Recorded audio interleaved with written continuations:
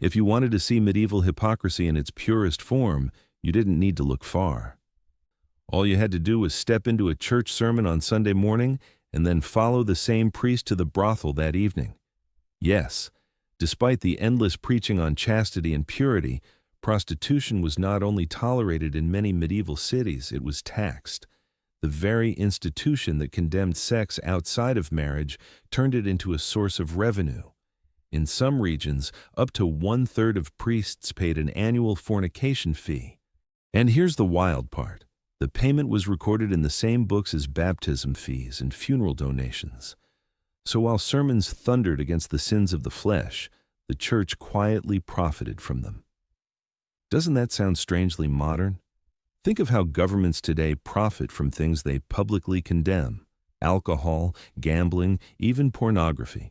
Sin, it seems, can always be turned into a business. But the contradictions didn't end there.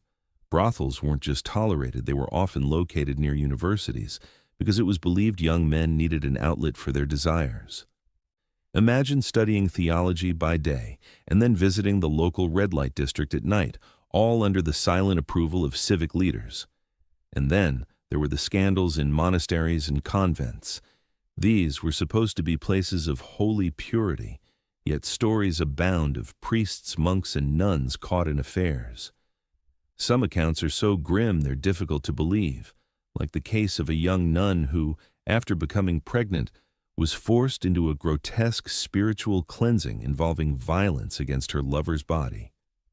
Medieval society twisted cruelty into penance. Now, pause for a moment. Doesn't this reveal something universal about human nature? When rules are impossibly strict, people will break them in secret. And when authority tries to hide those secrets, hypocrisy grows. Let me ask you, do you think our modern world is any less hypocritical? Politicians who campaign on family values are caught in scandals. Public figures condemn what they secretly indulge in.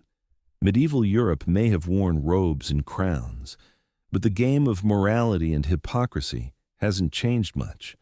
But here's the twist. Even as the church and civic leaders condemned sexuality, they couldn't stop talking about it.